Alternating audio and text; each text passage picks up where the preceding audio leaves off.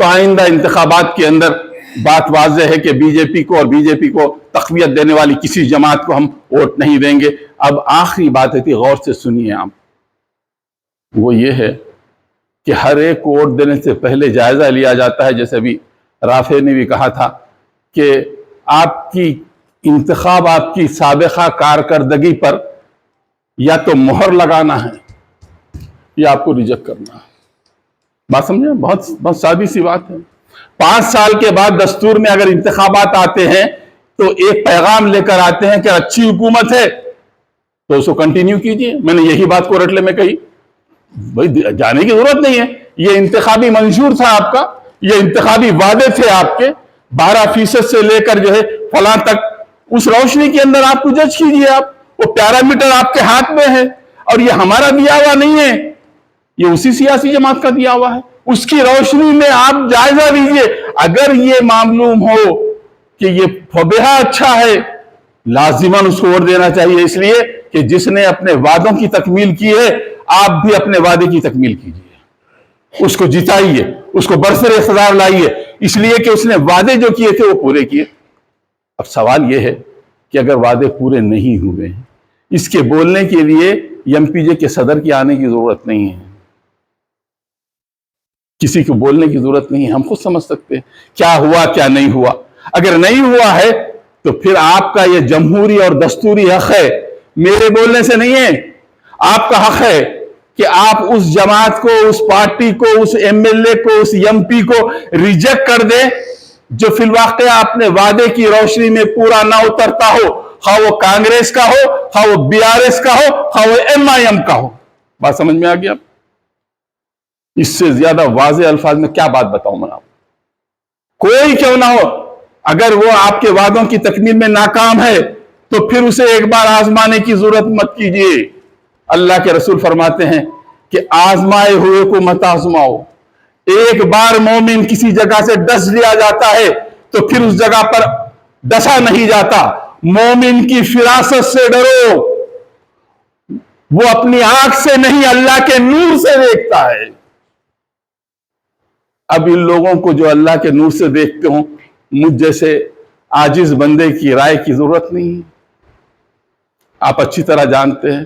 اور ویسے میں نے آپ کے سامنے کھل کر جو باتیں تھیں وہ بیان کر دی۔ آپ کا ووٹ آپ کی امانت، آپ کا ووٹ آپ کے ضمیر کی آواز، آپ کا ووٹ آپ کے مستقبل کی ضمانت، آپ کا ووٹ آپ کے آنے والی نسلوں کی بقا۔ ان ساری چیزوں کو پیش نظر رکھ کر ووٹ دیجیے گا۔ اب ایک آخر بات، اس پر بات ختم کرتا ہوں، وہ یہ کہ ظاہر ہے سیاست کا یہ میدان گدلا ہو گیا، گدلا ہو گیا، بات واضح طور پر نظر نہیں آتی۔ ادھر دیکھے تو کروڑ پتی، ادھر دیکھے تو ارب پتی، ادھر دیکھے تو ہزاروں گنا کرنے والا، ادھر بھی دیکھے تو 400 گنا کرنے والا۔ ہر جگہ راشی قسم کے لوگ ہیں، ہر جگہ راشی ہیں۔ اب ظاہر ہے اس میں ایک ہی کام ہو سکتا ہے، یا تو آپ جنگلوں کی طرف چلے جائیں، نخل مقام کر لیں، کہہ دیں کہ ہم کسی کو ووٹ نہیں دیتے، ہم جا رہے ہیں یاترا پہ۔ نہیں، ہم یہاں رہنا چاہتے ہیں تو بڑے شیطان سے چھوٹے شیطان کو دی۔ بات آگے سمجھ میں نہیں آئی؟ بڑا شیطان ہے ایک، اس کے حوالے دنیا کر کے مت جائیے آپ۔ چھوٹے شیطان کو، اس کی بھی تاریخ ویسی ہے، اس کے بھی بہت سے گناہ ہیں۔ ہم نے ابھی لوگوں نے ذکر کیا، میں تفصیل میں جانا نہیں چاہتا، ہم نے آلیر انکاؤنٹر سے لے کر عبد القدیر کی پولیس کسٹڈی میں موت تک ویسی ہی گفتگو کی جیسی گفتگو آج میں آپ کے سامنے کر رہا ہوں۔ کوئی لڑکڑاہٹ، کوئی گھبراہٹ نہیں تھی۔ میں نے کہا کہ یہ پوری صورتحال ہے، اور پورا اعمال نامہ خود ان کے ہاتھوں میں دیا اور کہا کہ اقرا، پڑھیے اپنی کتاب۔ یہ آپ کی کتاب ہے جو گزشتہ 9 ساڑھے 9 سال سے ہم دیکھ رہے ہیں۔ اسی طرح ہم نے کانگریس سے بھی بات کی۔ اس کے بعد بولے تو کانگریس کے لوکل لیڈر سے نہیں، ریونت ریڈی سے لے کر آپ کے کریم نگر کے جو سریدھر بابو جو چیئرمین ہیں کانسٹیٹیوٹ کمیٹی کے، ان سے ہم نے قریب 1.5 گھنٹے تک گفتگو کی، اور گفتگو بھی ایسی ہی کی، اسی لہجے میں کی۔ اللہ یہ لہجہ برقرار رکھے، اس لیے کہ قوموں کے پاس اب بات کرنے کی شمتا ختم ہو گئی ہے۔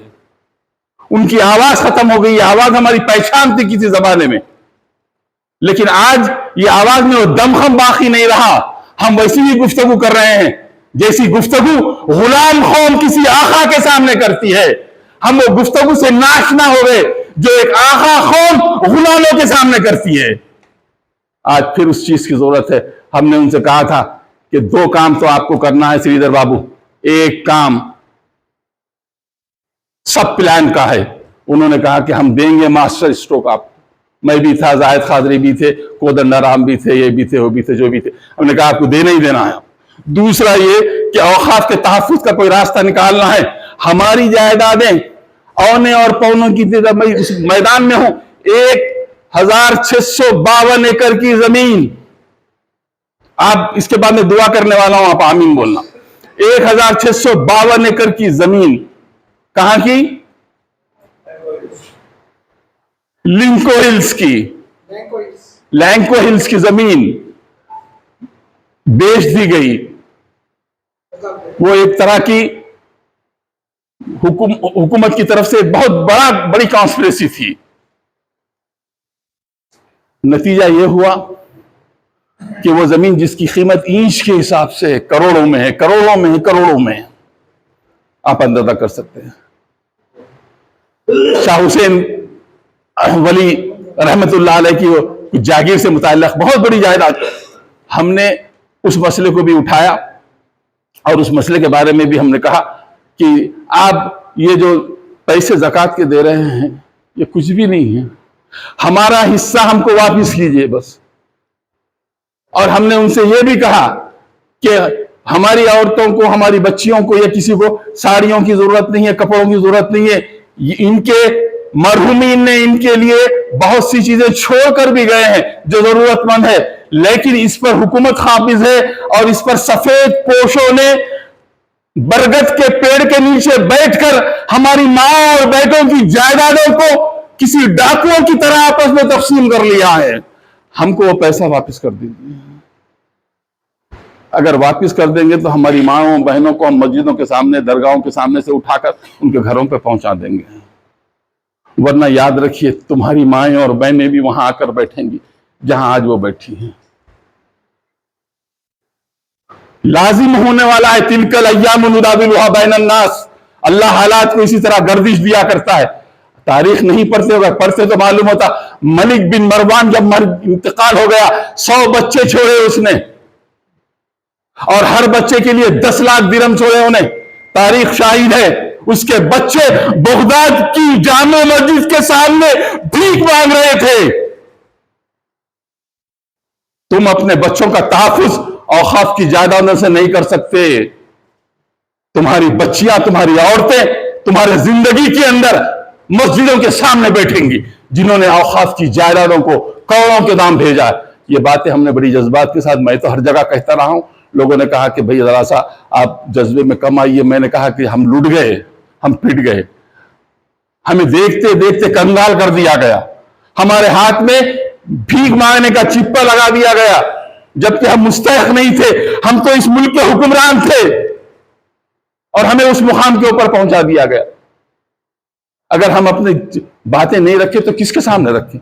तो गया कि मैं आपको इसलिए कह रहा हूं, ये 2 बड़ी बड़ी लगे, KTR भी, हरीश राव साहब भी मौजूद थे, उनके सामने भी सारी बातें रखी और बड़ी खुशी इस बात की है, चाहे हो या ना हो, हमने अपने दिल की बात लड़खड़ाते हुए नहीं की। अभी भी पानी नहीं पी रहा हूं मैं, लड़खड़ाते हुए नहीं की, ना हमारा गला खुश्क हुआ, हमने पूरी दास्तान बयान कर दी।